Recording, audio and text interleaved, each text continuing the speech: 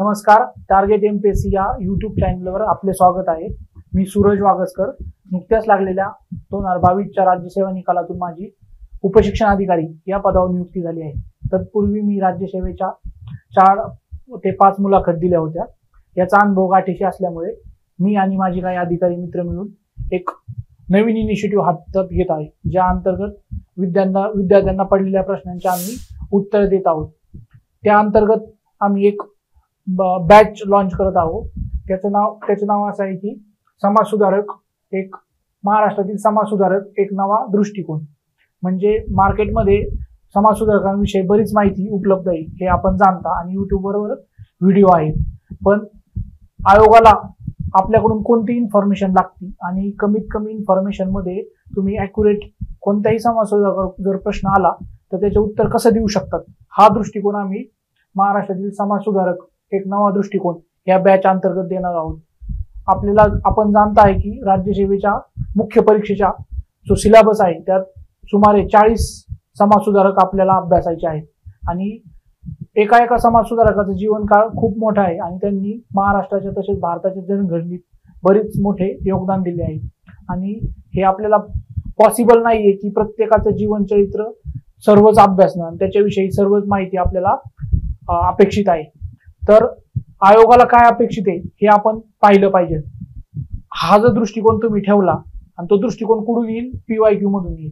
PYQ व्यवस्थित analysis केले आणि तुमच्या व्यवस्थित नोट्स काढल्या तर हा दृष्टिकोन तुमच्यात तो येणार आहे. मी ज्यावेळेस अभ्यास करत होतो त्यावेळेस PYQचा आधार घेतला. मी मार्केटमध्ये काय डाटा अवेलेबल आहे याच्याकडे लक्ष न देता आयोग आपल्याकडून काय इन्फॉर्मेशन त्यांना हवी आहे यावर मी भर दिला आणि त्याचा आधार घेऊन मी माझ्या नोट्स प्रिपरेशन करायला सुरुवात केली. मी अगदी शॉर्ट मध्ये माझ्या नोट्स तयार केलेल्या आहेत. माझ्याकडे 40 समाज सुधारकांच्या नोट्स प्रिपेअर्ड आहेत आणि त्या नोट्स मी वापरून मी ही एक्झाम पास झालेलो आहे. एकदम छोट्या नोट्स आहेत माझ्या, खूप भरमसाठ डाटा नाहीये. प्रत्येक समाज सुधारकावर मी माझा एक दृष्टिकोन निर्माण केला आहे, त्याच्या आधारे मी त्यांची उत्तरं देतो आणि आयोगाने जे पण प्रश्न विचारले त्याचे डायरेक्ट ते मला माहित असतात किंवा मग एलिमिनेशन राऊंडनी मी उत्तरापर्यंत जातो. कमीत कमी डाटा आपल्याकडे असला तर कन्फ्युजन कमीत कमी होतं. आपण जाणता की मार्केटमध्ये बरेच बुक्स अवेलेबल आहेत आणि प्रत्येक समाज सुधारकावर बरीच माहिती लिहिली, पण आपल्याला एवढी गरजेची नाही हे लक्षात ठेवा. एवढी माहिती आपल्याला गरजेची नाही. आपल्याला फक्त आयोग काय विचारतंय हे समजून घेणं गरजेचं आहे. आणि प्रत्येक समाज सुधारकाला आयोगाचा एक दृष्टिकोन आहे. कोणता पण समाज सुधारक जर घेतला तर त्यांच्याविषयी आयोगाला काय पाहिजे हे तुम्ही जर जाणलं ना, एकदम कमीत कमी मेहनतीत तुमचा अभ्यास पूर्ण होणार आहे. त्यामुळेच ही बॅच आम्ही लॉन्च करत आहोत. मी सांगतो तुम्हाला 40 समाज सुधारक आहेत तर प्रत्येकाचं एक ऍक्टिव्ह इयर असतं. मग त्यांचा जन्म कधी झाला आणि मृत्यू कधी झाला ह्या दरम्यानच त्यांचं काळ असणार आहे. त्यामुळे मी सर्वात पहिल्यांदा पाठ काय करतो, त्यांचं कोणतेही समाज सुधारक घेतले तर त्यांचं ऍक्टिव्ह इयर पाठ करतो. त्यानंतर त्यांची विचारसरणी काय आहे. आपण जर त्यांचं एक बर्ड आय व्ह्यू बघितला तर आपल्याला त्यांची विचारसरणी सहज लक्षात येते. आणि त्यानंतर त्यांनी कोणत्या क्षेत्रात काम केलंय हे पण आपल्याला लक्षात येतं. प्रत्येक समाज सुधारकाचं एक क्षेत्र आहे, ते त्यांनी क्षेत्र निवडलं आणि त्या क्षेत्रात त्यांनी काम केलेलं आहे. कुणी स्त्री शिक्षणासाठी, कुणी बालविवाह विरुद्ध काम केलंय, कुणी सतीप्रती विरुद्ध काम केलेलं आहे, कुणी जाती व्यवस्थेविरुद्ध काम केलेलं आहे. अशी वेगवेगळी क्षेत्र घेऊन त्यांनी काम केलेलं आहे. शिक्षणासाठी काम केलंय, आरोग्यासाठी, शेतीसाठी, इटालच्या भारतीय लोकांच्या ज्या अनिष्ट प्रथा होत्या त्याचं निर्मूलन करण्यासाठी बऱ्याच समाज सुधारकांनी काम केलेलं आहे. असे त्याचे क्षेत्र जर तुम्ही निवडले तर तुम्हाला लक्षात येईल. आणि प्रत्येक समाज सुधारकांची महत्वाचं आणि ठळक काम आहे ना ते तुम्हाला माहीतच पाहिजे आणि तुमच्या त्या नोट्समध्ये पाहिजे. प्रत्येक गोष्ट नोट्समध्ये यावी ही अपेक्षित नाही, पण तुम्हाला जे त्यांनी पहिल्यांदा केले, आता नानाशंकर शेठ यांनी पहिली राजकीय संघटना कोणती स्थापन केली हे तुम्हाला माहित पाहिजे. त्यांनी रेल्वे पहिल्यांदा भारतात कधी आणली, त्यांनी पहिलं हायस्कूल कधी स्थापन केलं, म्हणजे कोणतेही समाज सुधारक महात्मा फुले घेतले तर त्यांनी मुलींची पहिली शाळा पुण्यात सुरू केली, तर ते कधी झाली आणि कुठे केली हे तुम्हाला माहित असायला हवं. तसंच इतर पण समाज सुधारक आहेत, त्यांनी जे पहिले आणि ठळक काम केले ते तुमच्या नोट्समध्ये पाहिजे.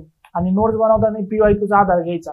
PYQचा जर तुम्ही आधार घेतला तर तुम्हाला समजतं की आयोगाला नक्की काय पाहिजे, कोणता पण समाज सुधारक तुम्ही घेतला तर त्यांचे एकदम ठळक काम आपल्याला माहित पाहिजे. त्या ठळक कामाच्या आधारेच तुम्ही त्यापर्यंत उत्तरापर्यंत जाऊ शकतो.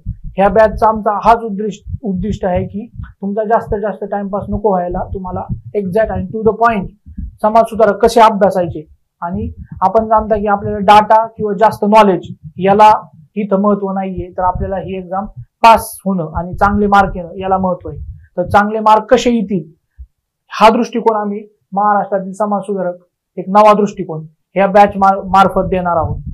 ह्या बॅचचं वैशिष्ट्य असं आहे की आम्ही माझ्या ज्या हँड रिटन नोट्स आहेत आपल्याला प्रोव्हाइड करणार आहोत आणि त्याच्या प्रत्येक समाज सुधारकावर आतापर्यंत आयोगाने जे क्वेश्चन विचारले ते त्याच्या शेवटी असणार आहे. आणि मी इथे प्रत्येक क्वेश्चन तुम्हाला समजून सांगणार आहे, कोणता डाटा लक्षात ठेवायचा आहे, कोणता नाही, नोट्स कशा प्रिपेअर करायच्या, क्वेश्चन कसे सॉल्व्ह करायचे, इलिमिनेशन राऊंड कसा वापरायचा, अशा सर्व गोष्टी मी तुम्हाला इथं सांगणार आहे. असे 40 समाज सुधारक आपण ह्या बॅच मध्ये अभ्यासणार आहेत. आणि तुम्हाला हा पण दृष्टिकोन मी देणार आहे की प्रत्येक समाज सुधारक आहे त्यांचा कार्यकाळ रफली कसा लक्षात ठेवायचा. म्हणजे मी सपोज इथं तुम्हाला समजून सांगतो की आपला भारताचा जो आधुनिक इतिहास आहे ना त्याला एक मोठे मोठे टप्पे करायचे. म्हणजे सर्वात पहिल्यांदा काय की 1600 मध्ये इंग्रज भारतात आले, हे पहिल्यांदा लिहायचं. तर सर्वात पहिल्यांदा काय करायचं, इंग्रज भारतात कधी आले हा सर्वात महत्वाचा गोष्टी, जिथून आधुनिक भारत सुरुवात होती. म्हणजे 1600 मध्ये इंग्रज पहिल्यांदा भारतात आले, हा पहिला टप्पा झाला. त्यानंतर काय झालं मोठी घटना की 1857 मध्ये उठाव झाला. इंग्रजांनी जे अत्याचार केले भारतीय लोकांवर, त्यामुळे 1857 मध्ये त्याचे पडसाद उमटले आणि भारतभर त्याचा इंग्रजांविरुद्ध उठाव झाला. त्यानंतर सर्वात मोठी घटना काय घडली की 1885 मध्ये भारतीय लोकांच्यात एक राजकीय जागृती निर्माण झाली आणि 1885 मध्ये काँग्रेसची स्थापना झाली. त्यानंतर काय की महात्मा गांधी भारतात आले. महात्मा गांधी भारतात आल्यानंतर स्वातंत्र्य चळवळीला वेग भेटला. त्यानंतर काय झालं, त्यांनी चळवळी सुरू केल्या. सर्वात पहिली त्यांची कोणती मोठं आंदोलन होतं 1920 मध्ये सुरू झालेलं असहकार चळवळ.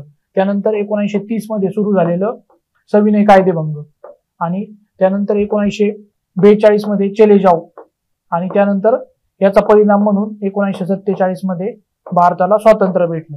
आता मग हे झाले मोठे मोठे टप्पे. आता कोणतेही समाज सुधारक अभ्यासले तर त्यांचा जन्म कधी झाला, मृत्यू कधी झाला आणि हे कोणत्या टप्प्यात ऍक्टिव्ह होते हे तुमच्या सहज लक्षात येईल.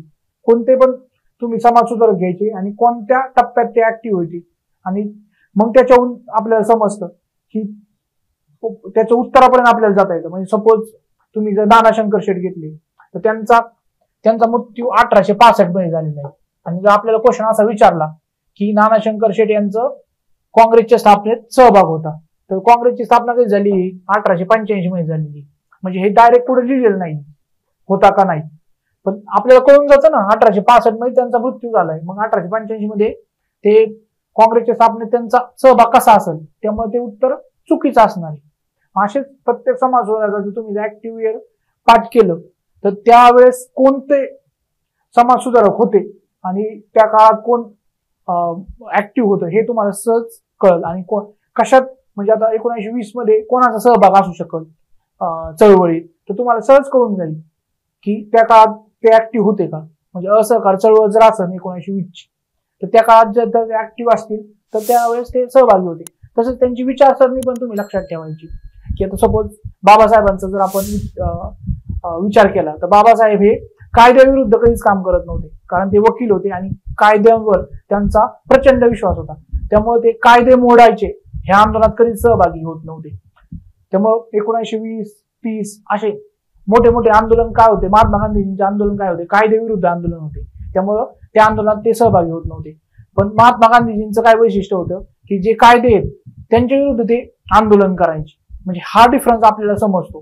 म्हणजे असा जर दृष्टिकोन तुम्ही घेऊन अभ्यास सुरू केला, म्हणजे होतं काय की जो डाटा आपल्याला मार्केटमध्ये अवेलेबल आहे तो आपण वाचत जातो, पण असा नवीन त्या डाटाकडे पाहण्याचा तुमच्याकडे एक अँगल नसतो. त्यामुळे मग जरी तुमचा सगळा डाटा पाठ असला तर मग असे किचकटचे क्वेश्चन आले की जे डाटामध्ये लिहिलेले नाही तर तुमचे ते उत्तर चुकतात. त्यामुळे तुम्ही असा एक नवीन दृष्टिकोन ह्या बॅच मार्फत तुम्हाला भेटणार आहे. तुम्हाला समजणार आहे नक्की कमीत कमी डाटा वापरून तुम्ही एक्झॅक्ट उत्तरापर्यंत जाऊ शकता.